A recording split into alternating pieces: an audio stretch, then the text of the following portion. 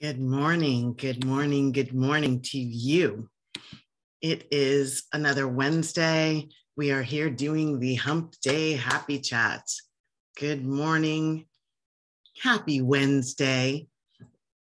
Welcome to the Hartley Center for Mindfulness and Self-Mastery, where we help you master yourself in your life so that you can exquisitely manage whatever your life brings your way.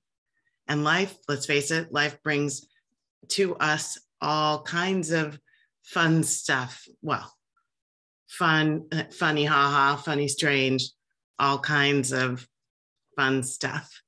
And these Hump Day Happy Chats are an opportunity to gather some life hacks that will help you manage, help you become more self-aware, help you go into self-acceptance, especially when you find things in your self-awareness journey that don't necessarily make you feel that great. Help you forgive, help you heal, transmute, transcend while you include. Help you create the life that you really love to live. Teach you how to expect miracles. Dance with even the most difficult situations and dynamics in your lives. Create with the universe. Know your power as causal nature in your life. To know all of that, to be all of that, to do the best you, to be the best you. That's what we do here at the Hartley Center for Mindfulness and Self-Mastery. And it is my great, distinct pleasure to come to you weekly with some little tips in the Hump Day Happy Chat. So happy Hump Day. We're going to do some chatting right now. Shouting out to all the people across the United States who are dealing with the dynamics of the tornadoes and the things that have been the fallout from that experience. And we send them prayers and blessings. And to those of you in my community who are connected to those people, we send you prayers as well. Please let me know if I can support you in any of the emotional aspects that go along with that kind of devastation. It's important when we feel devastation, when whatever that is in our lives, it doesn't have to be from a massive tornado running through our neighborhood and demolishing everything in its path. It can be just loss of confidence. It can be loss of friendship, loss of direction, loss of sense of self, like losing ourselves and something else. And so emotional pain is real. It's real. And the way we respond to it, the way we hold it within ourselves, within our world, the way we hold emotional pain, the way we compassionately soothe it to allow it to release is going to impact the future. It's going to impact the future. And so it's important, very important, to serve yourself in the most positive way when you know that's what you're dealing with. It's about staying awake, staying compassionate, and being love for yourself, being love for you.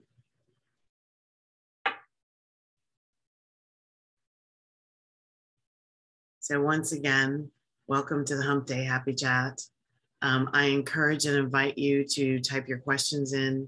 If you're watching on the replay, please type in the hashtag replay ask me any questions, I'll answer. Also, reminding you that within the Bliss Collective, we have Ask Valerie Fridays. And so questions can come there. If your question is of a sensitive nature, you don't have to put it in the public forum. You can send me a private message. I'm happy to respond. And especially, I would love for you to remember how powerful is your personal experience with the teachings. So when you apply something that is being taught in the Bliss Collective, taught in my book, taught through an interview that you see with me, when you apply the practices, the teachings is what I call them, when you apply the teachings into your life, it would be wonderful to know what happened. What happened? We're not here to do a once and you're done thing. We're here as a community on a mission to create a movement that generates more peace, love, joy, and freedom on the planet. That's big, and it takes commitment. And the commitment is not to me. I don't want you committed to me. Get that out of your head. That's not what I'm doing here. The commitment that I have is I do have a commitment to the greater love, the principle of love. I call that principle God. So I have a commitment to the divine for being who I am. And the commitment is really to me, like my commitment to doing what it is that I came here to do. And I would encourage and invite your commitment to be to you. How do you bring the best part of you out into the planet that creates a ripple effect of more love, peace, joy, and freedom?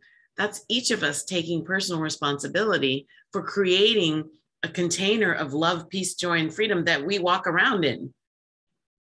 And that's how it goes out. It has to start in here. It has to start with you, doing it from you, to you, for you, by you, about you. And when you make that transformation within, everywhere you go, it oozes out. People can feel. Haven't you ever walked in a room in a really good mood? You haven't said anything. You're just in the energy of this is awesome. And people say stuff to you about it. Have you ever said, wow, I can feel that. Wow, you look really good. And it totally changed the way I feel right now. That's part of your emanation. That power that you're emanating into the world. That frequency that pings off of other people's frequencies. That's what we're doing. That's what we're doing. That's what the Hump Day Happy Chat is igniting. That's what we're doing.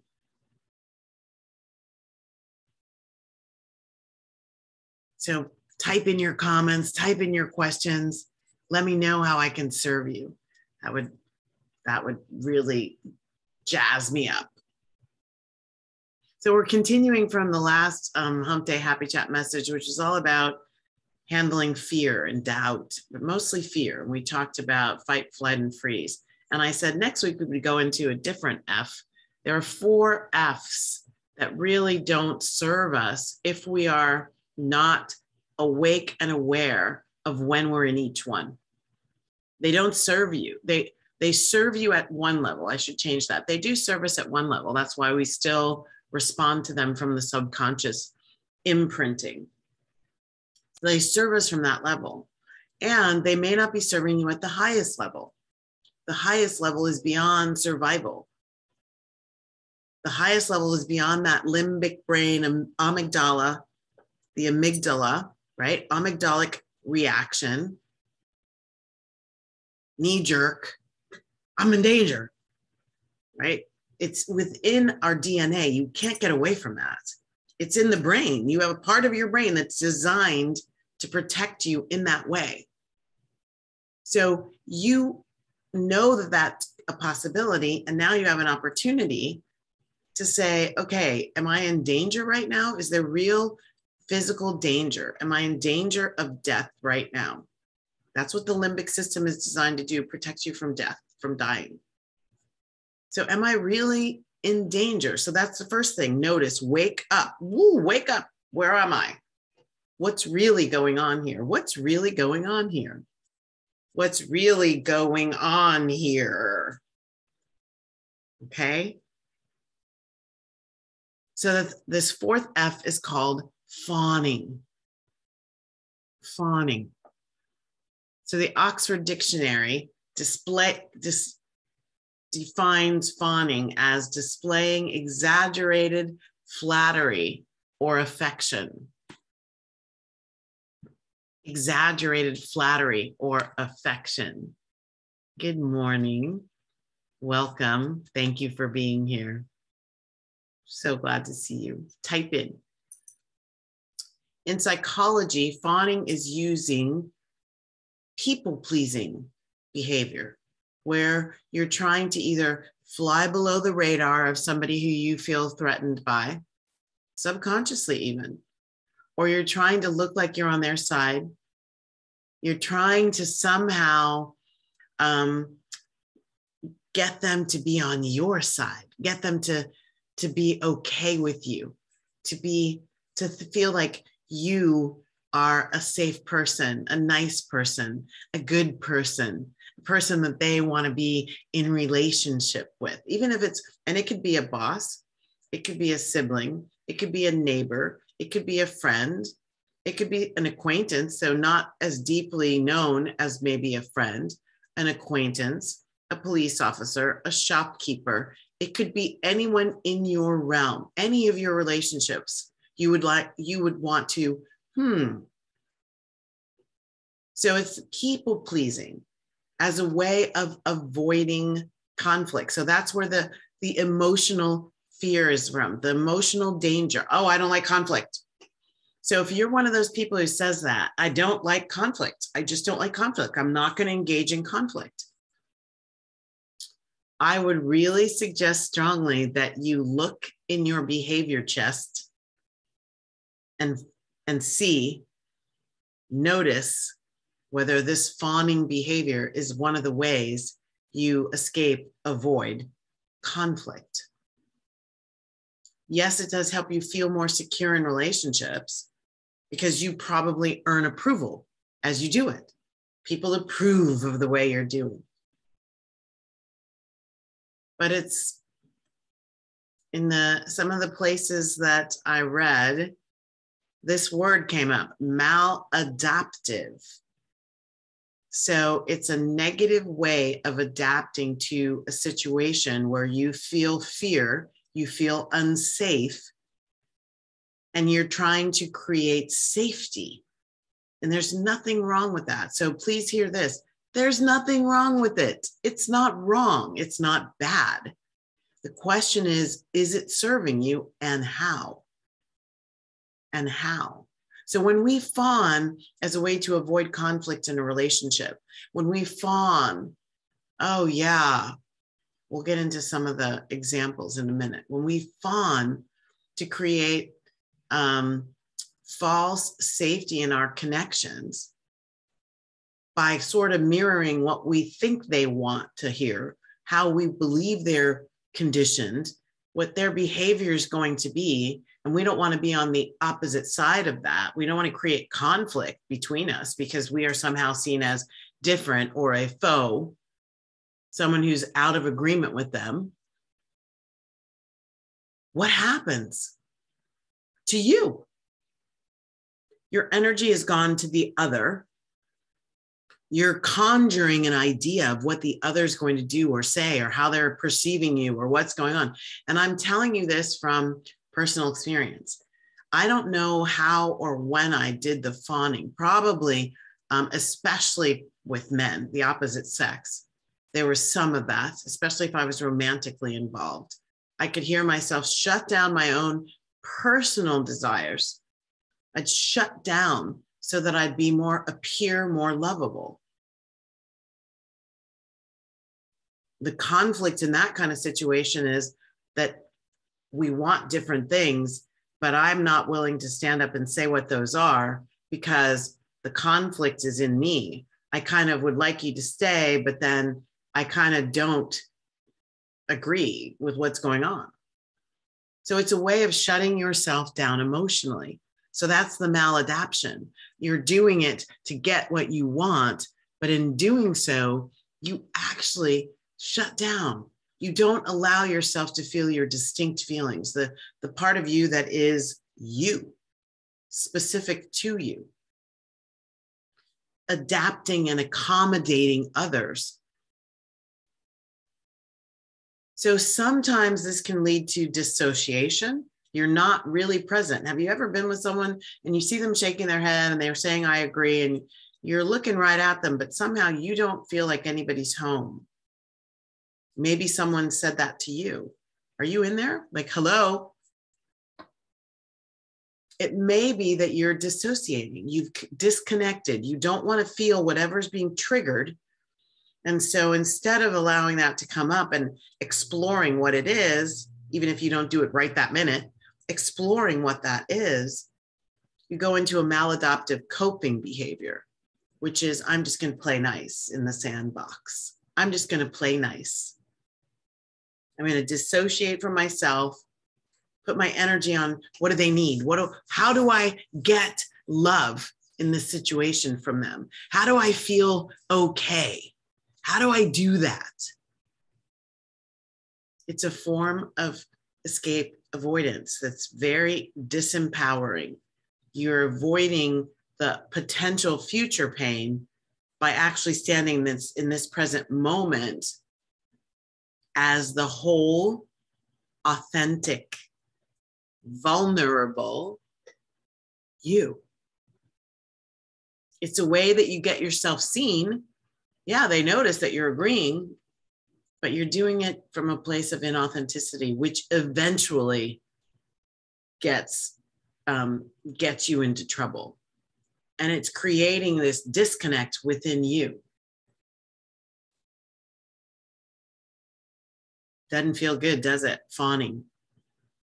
People pleasing. Notice this is a really powerful fear. It's a powerful fear of being rejected, of being thrown out of the community, of being told you're not good enough to be a part, of not belonging. It can be a deep-seated, subconscious, unconscious fear. And so it's imperative that you wake up, that you realize you're not responsible for the feelings of other people. So for you to be inauthentic in order to make them feel good, not your job, not your job. You could have some conditioning from something that happened in your past that imprinted on you that it is your job, but it's still not your job. You can't really ensure your safety even by doing this because you don't know what it really is going to take to please them, to prevent them from getting upset or angry or to abandon you, which they still could do after you've done all this fawning. Anybody relate to that? After you've bent over backwards to give them what they said they wanted or needed, they abandon you anyway. They abandoned me anyway. Does that make them bad or wrong? Nope. They're just doing who they think they are. I am responsible for me. So sometimes when we're fawning, it's inconsequential things, nothing that important. So I've talked before about, the healthy and responsible selfishness that might have you say, I don't want to go see that movie. Fawning would have you say, oh, I don't care. You pick. It's a subtle way of saying, I only matter if you decide I matter. I'm not willing to stand up. I'll just keep my head down and hope that you like me anyway. Have you ever been on the receiving end of that? I haven't. I can't stand it. It puts too much pressure on me to pick for both of us. So then I'm kind of like, well, now I've gone into my, I don't want the responsibility of picking for you. Interesting. So actually in the act of fawning, you may be creating conflict where you thought you were avoiding it because the other person doesn't want to take responsibility for your happiness, which is what you can do. Doesn't happen all the time, not necessarily. I'm just saying it's a potentiality from closing yourself off to prevent conflict and just going along for the ride and telling the other person, no, you pick up, I'm fine. So it can be inconsequential, but it can also be really important, deep issues where validating a perspective or a behavior really sends some big problems here. So for me, one of those would be validating a behavior that has to do with unconscious racial bias or conscious racism. And for me not to say anything or to kind of add a joke. It could be deep. So sometimes you're playing this fawning game and it's, going to dinner, who cares? Sometimes you're doing it when somebody has really crossed a line. And when you fawn in that situation, you're setting up the dynamic of shame within you. That we feel shame because we violated our own principle, our own standard, our own idea of what is appropriate, what is right, what serves humanity and what doesn't serve humanity. What serves the principle of love and what doesn't.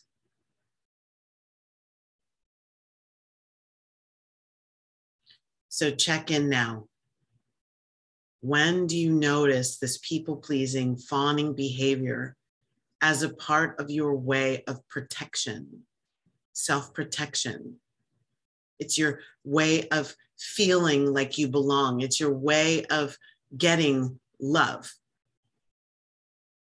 Again, there's nothing wrong here. It's just a conditioned pattern of behavior that got you this far without any potentially horrible results. It's gotten you this far. It served you to some extent.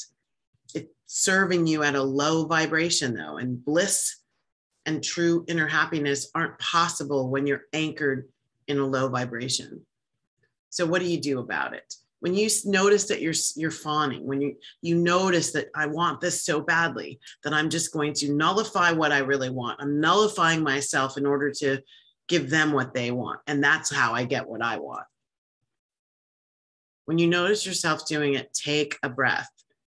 Every single one of my action steps starts with catching a breath. Why? Because it oxygenates your blood, it oxygenates your brain. And when your blood and your brain have more oxygen, you've got ability to use more of the faculties of yourself, your whole self, that rely on oxygen. So breathe. And usually if we're afraid, and fawning is a fear response, if we're afraid, we're constricted. And so blood and oxygen are not flowing. Breathe. It's just an emotional situation. Danger of death is really not in this situation. Breathe. Come into the present moment. What am I doing? What's going on here? Who am I being? I think I'm being me, but who am I being really? I wonder, who would have me want that when I know I don't? How would I be doing this? So you breathe, become present with what's going on with you, not them. What's going on with you? What am I feeling? Where am I feeling it? What's it making me? What's being triggered to come out of me? And then be authentic. Go to authenticity. Get comfortable in being who you are. Grab that part of you that you know is real. Say what is real and true for you. And this is important, with compassionate confidence. Compassionate confidence. Compassionate meaning You know that you deserve to have what you want. You know that you deserve to want what you want even. It's okay that I want something different from you. It's okay. I'm making it okay to want something different from you. I'm making it okay. This is the authentic you. I'm making it okay to want things in a certain way, even if you don't, and even if you can't give them to me, and you can't. Be willing to stand in that compassion, in that confidence, and say what is real and true. And then receive the other in non-judgment and tolerance. Receive the other in non-judgment and tolerance, not with a wall up, not with you ready to go to battle. I'm going to say what I want, and I'm going to receive what you want in non-judgment, meaning I'm not going to call you wrong or bad. I'm not going to receive it as though you're telling me I'm wrong or bad. And I'm going to tolerate it. I want to get to a higher level, but tolerance is closer to neutrality than resentment and battle and fight. You don't want to go from fawning to fight or from fawning to flight. The idea here is to notice when you're in emotional fear. It's not fear that has danger. Notice, breathe, come present, and be real. Be authentic. Say what is real and true for you. And then allow the other person, receive the other person, saying what's real and true for them.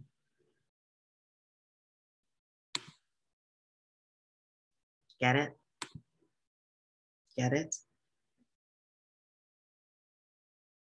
So that's the Hump Day Happy Chat for today. What is all this fawning about? You don't have to fawn to belong, to avoid conflict, to feel safe in your body as you. Try these tips and tricks and see what happens, and let us know. Type in your experiences in the comments. Many blessings to you. I always close the Hump Day Happy Chat with the prayer of loving kindness from the Buddha, also known as the Karanaya Metta Sutra. May all beings be peaceful. May all beings be safe. May all beings awaken to the light of their true nature. Yay! Your true nature is happiness, wholeness, love, peace, and joy. May all beings be happy. And may all beings be free. Emotional freedom. That's where bliss is hanging out, waiting for you. Many blessings. Thank you for joining me. Have an awesome Hump Day.